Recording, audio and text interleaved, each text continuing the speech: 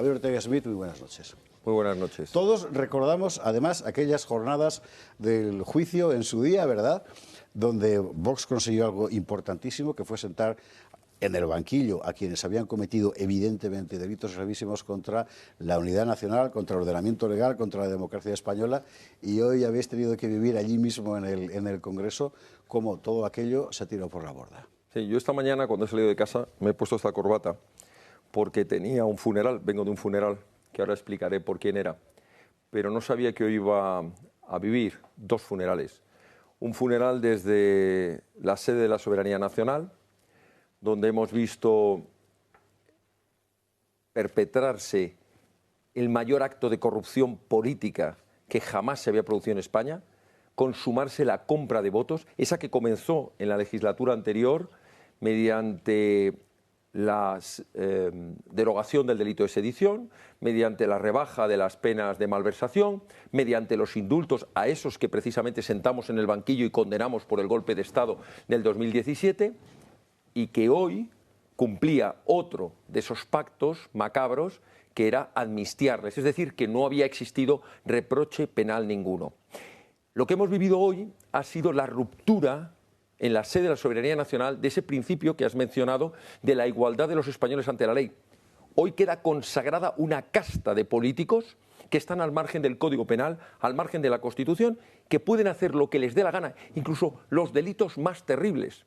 Hablamos de delitos de sedición, de terrorismo, de maltrato humano, de torturas, de malversación de fondos públicos, de delitos contra la paz y la seguridad nacionales, delitos de traición, que quedan amnistiados, es decir, que no pueden ser ni siquiera investigados, ni siquiera juzgados. Hoy hemos visto en la sede de la Soberanía Nacional que el principio de separación de poderes, la independencia judicial, queda quebrado el Estado de Derecho.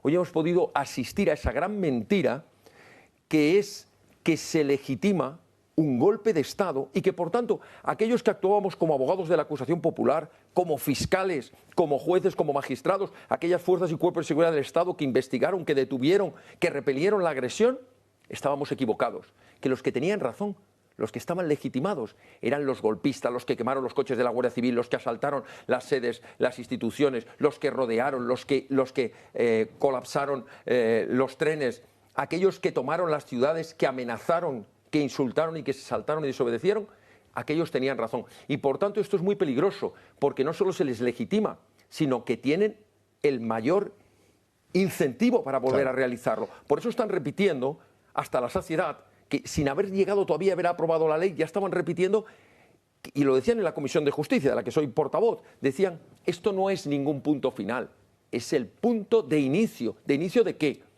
Del separatismo, mediante un referéndum de separatismo y una nueva declaración de independencia, pero en este caso sabiendo que ya no tienen enfrente a los tribunales, no tienen enfrente la ley. Y si me permites una cuestión más que creo que es muy importante, es una gran mentira, esa gran mentira que han venido diciendo de que la Constitución no prohíbe la amnistía. Es absolutamente falso. La Constitución prohibió los indultos generales, no quiso incorporar en el texto constitucional los constituyentes ningún tipo de amnistía, se consideró que era algo excepcional el indulto y jamás podría haber, según el artículo 62 letra I, jamás podría haber indultos generalizados. Y si se me permite la última cuestión que hemos visto hoy, que nuestro presidente Santiago Abascal se la ha dirigido muy claramente a Sánchez, hemos perdido la soberanía nacional. España ya no está presidida por un gobierno que defienda a España, sino por un prófugo de la justicia que desde fuera, desde Waterloo, nos dice lo que hay que hacer, o el rey de Marruecos, que también le indica a este gobierno lo que se puede hacer y lo que se puede hacer. Por eso digo que hoy hemos vivido un auténtico funeral de lo que es el Estado de Derecho, lo que es la Constitución, lo que es la igualdad, los principios más elementales. El otro funeral es muy triste, porque es el funeral por los guardias civiles que fueron asesinados por los narcoterroristas en Barbate. Y ver a los chavales, a los compañeros, cadetes que están queriendo entrar en la Guardia Civil, decirte a la puerta de la iglesia, a pesar de todo, sigan ustedes luchando, nosotros lo haremos el día que podamos vestir y cumplir con nuestro deber como guardias civiles. En esta España en la que por la mañana ves la traición, la miseria y la cobardía, tenemos que tener esperanza porque todavía hay jóvenes que desean jugarse la vida como sus compañeros para defender España, la libertad y la soberanía de todos. Un asunto en el que me interesa mucho incidir, sobre todo para deshacer malentendidos de la gente que no tiene por qué poseer conocimientos profundos en materia jurídica. Es muy importante subrayar lo que significa una amnistía, que no es un perdón. O sea, un perdón implica el reconocimiento de un delito. La amnistía significa que no hubo delito.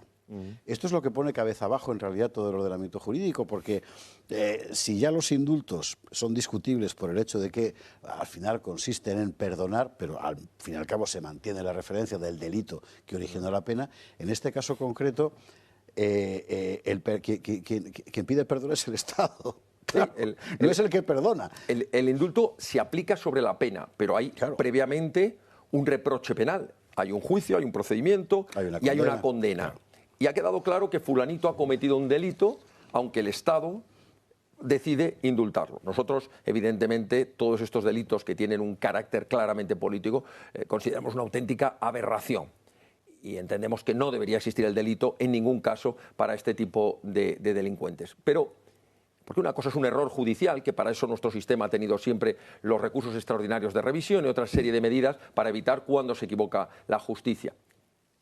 Y otra cosa, como muy bien dices, es la amnistía. La amnistía no se aplica sobre la pena, se aplica sobre el hecho delictivo, presuntamente delictivo, y dice esto que se debiera considerar un delito de terrorismo, de malversación, de sedición, de traición, no lo va a ser. Por tanto, lo que usted ha hecho está bien hecho, nos hemos equivocado.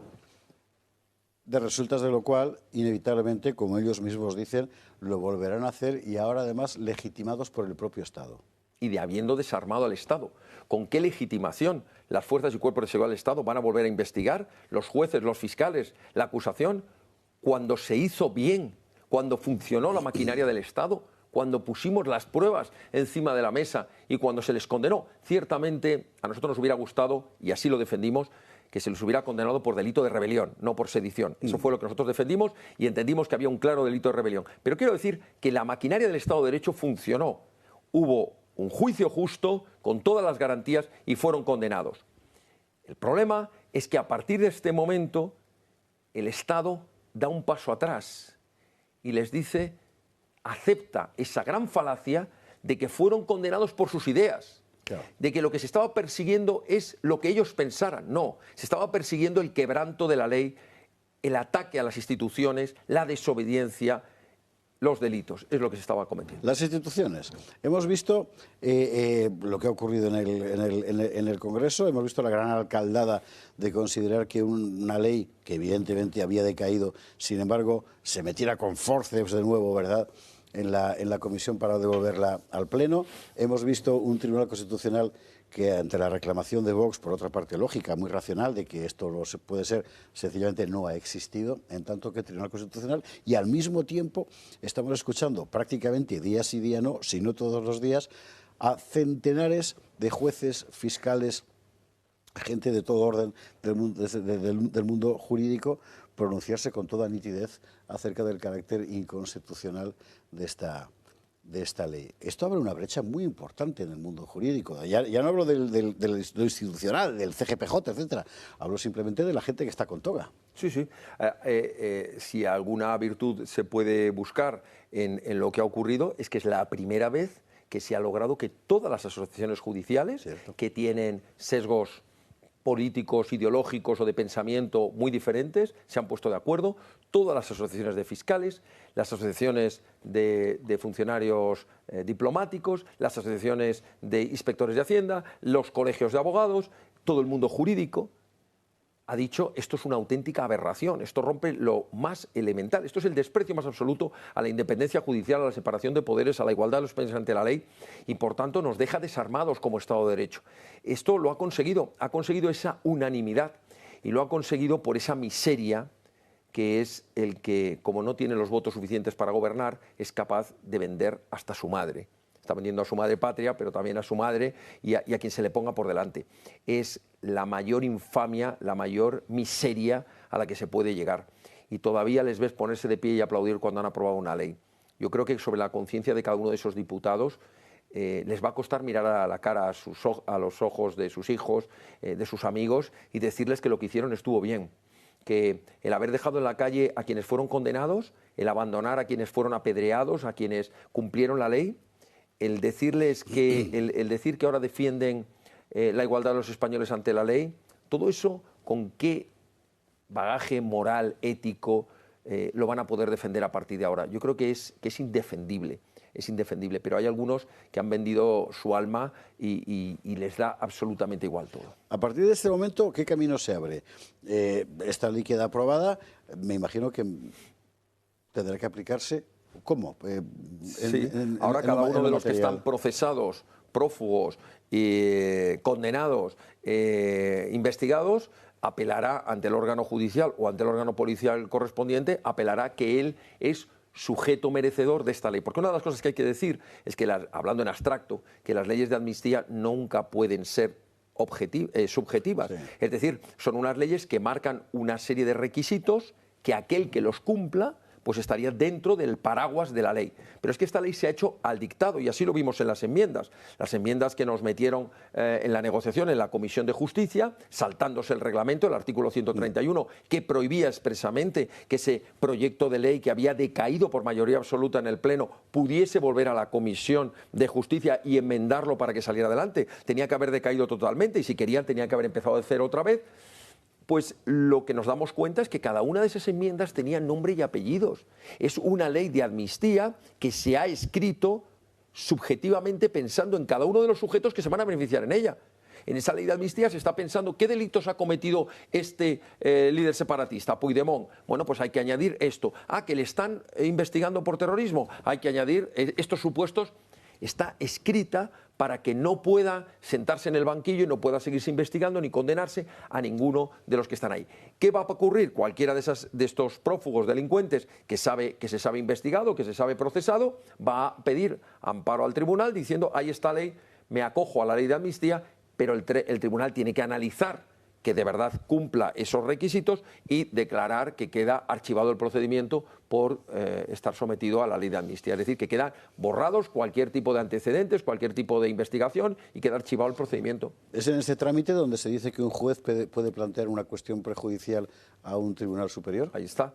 Un juez español podría plantearlo. Aquí el problema es que, claro, si tuviéramos un tribunal constitucional que fuera realmente un tribunal constitucional, pero solo tenemos que ver la resolución que has mencionado, en la que han desestimado las medidas cautelares y la petición de recurso de amparo que había planteado el grupo parlamentario de Vox. No hay más que leer cómo está hecha esa sala. Dice, las noticias lo explican claramente: 3 magistrados, 2 de ellos progresistas, 1 conservador. Ya empezamos mal. Un tribunal que hay que calificar a los magistrados por su idea política. Pero es que a continuación te dicen: los 2 magistrados progresistas han considerado que la decisión que tomó la mesa del Congreso y la presidenta Armengol tenía toda la razón, no era arbitrario, y el haberse saltado el reglamento está muy bien, y por tanto, pues no tienen razón los de Vox. Y el otro magistrado dice justo lo contrario. Aquí se ve claramente que había una arbitrariedad, que tenía que haberse aceptado el recurso de Vox y tenía que haber decaído. Ante un tribunal así, constitucional, ¿qué podemos esperar cuando se empiece a recurrir pues cuestiones de inconstitucionalidad por los diferentes órganos judiciales?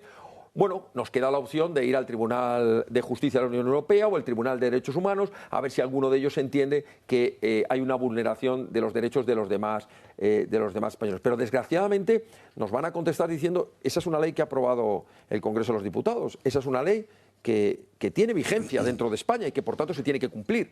Ese es el gran problema, que aunque haya un juez digno que esté viendo la aberración que significa esto, se va a ver completamente, y ya se han preocupado ellos de cerrar muy bien el campo de acción de esta ley, por tanto que no se les escape un fleco. ¿Por qué tanta gente entonces, empezando por el Partido Popular, confía tanto en la justicia europea? Bueno, es que Santiago Abascal hoy lo ha dicho muy claro. Yo, lo del Partido Popular, no sabemos qué tiene que pasar para que de una vez por todas el Partido Popular se dé cuenta que contra este gobierno tiene que haber distancia infinita, tiene que haber oposición 24 horas, que no pueden estar negociando en Estrasburgo cómo se reparten los jueces, Pons y Bolaños con el comisario Reinders, y a continuación venir por la tarde a decirnos en el Congreso que están en contra de la ley de amnistía, o hacer lo que hicieron, que fue expulsar pactando con el Partido Socialista y con los separatistas a la tercera fuerza política de España, que es Vox, para que no presidiéramos ninguna de las comisiones del Congreso. O, por ejemplo, estar pactando la dirección del ente público de Radio y Televisión Española, que tanta manipulación y tanto daño está haciendo a España. Una detrás de otra. ¿O qué va a hacer en el Senado? Hoy hemos escuchado a Feijóo decir: no se preocupen, será rechazada esta ley en el Senado. Pero no dice será inadmitida su tramitación, que es donde ellos tienen la fuerza. Ellos tienen fuerza en la mesa y podían inadmitir esta ley. No, ellos dicen será rechazada. Señor Feijóo, no nos tome por idiotas. El que llegue la ley, el proyecto de ley al Senado y ustedes lo rechacen. El Senado es de doble vuelta. Vuelve al Congreso y lo vuelven a aprobar allí y punto. ¿Cambiaría la situación si no se admitiera en el Senado? Cambiaría porque paralizaríamos la ley, habría un conflicto institucional y plantearían todo lo que quieran plantear, pero no seguiría la tramitación. Es decir, hay quienes dicen, podría actuar el Congreso de los Diputados, podría continuar con la tramitación si hubiera un veto, pero bueno. Pero yo lo que digo es que cada uno de nosotros tenemos que hacer todo lo que esté en nuestra mano. Yo recuerdo cuando empezamos el juicio contra los golpistas, un partido que no teníamos recursos, estoy hablando del año 2017, fue el golpe de Estado, 2019 no habíamos entrado ni siquiera por primera vez en las instituciones, en el Parlamento de Andalucía. Yo recuerdo cuando nos decían: ¿a dónde vais? ¿A dónde vais? Estos abogados que no tenéis ni recursos económicos, ni nadie que os ampare, ni que os apoye. Yo lo que digo es que cada uno tiene en ese momento, y es lo que nos planteamos nosotros, no sé si llegaremos o no, pero tenemos que hacer todo lo que esté en nuestra mano. Pues el Partido Popular no puede estar permanentemente poniendo excusas. Tiene que intentar todo lo que esté en su mano en el Senado. Y si a pesar de todo se escapan por otro lado, pues habrá que seguirles en los tribunales, en las calles, en los medios de comunicación, en las instituciones. No puede haber tregua porque nos estamos jugando la libertad de los españoles, la soberanía, la unidad de la nación, el Estado de Derecho. Las amnistías, cuando se han aprobado, han sido siempre por cambios de régimen. Y se está viendo aquello que nosotros decíamos hace años. Este tipejo está llevando a España a un cambio de régimen. Por eso ha tenido que aplicar una amnistía frente a quienes lo intentaron por la fuerza y no les salió bien. En esta situación, que ya son hechos consumados, ¿qué va a hacer Vox? Seguir luchando, no rendirnos. Decirle a los españoles, como les decía yo a estos guardias civiles, que todos tenemos una obligación ética, moral, patriótica, de seguir peleando. Nosotros vamos a seguir peleando en los tribunales, aunque sabemos que una parte de esos tribunales están condicionados políticamente. Vamos a seguir defendiendo y luchando por la verdad del relato, lo que estamos haciendo aquí ahora, contar la verdad de lo que está pasando. Vamos a seguir presentando todas las iniciativas posibles, tanto en las instituciones en España como en el Parlamento Europeo. Recurriremos a los tribunales españoles y a los tribunales europeos. Recurriremos a quien haya que recurrir y haremos lo que haya que hacer y movilizaremos la calle. Pero lo que no podemos aceptar de brazos cruzados, como parece que está aceptando el Partido Popular, es que esto al final va a ser hechos consumados y tenemos que aceptar que la destrucción de España está en camino, que los separatistas han ganado su batalla contra la libertad y contra la igualdad de los españoles. No lo podemos aceptar, ni políticamente siquiera, ni mucho menos en la vía de los hechos. Por tanto, seguir peleando y seguir luchando y seguir convenciendo a la inmensa mayoría de los españoles, especialmente a aquellos que han votado al Partido Socialista, que ya no representa el Estado de Derecho, ya no representa la democracia, ya no representa la libertad, que han votado a un partido de delincuentes, a una casta de privilegiados, a una banda de corruptos, que lo único que hace es protegerse ellos, para vivir ellos de la política, para enriquecerse ellos, como hemos visto con tantos casos de corrupción, y para vender todas las instituciones con tal de mantenerse en el poder. Javier Ortega Smith, muchísimas gracias por estar esta noche aquí en el Gato al Agua, en una jornada como esta, y habrá más que comentar. Habrá más que comentar. No ha acabado hoy, efectivamente. No, pero al final venceremos. Javier Ortega Smith, muchísimas gracias.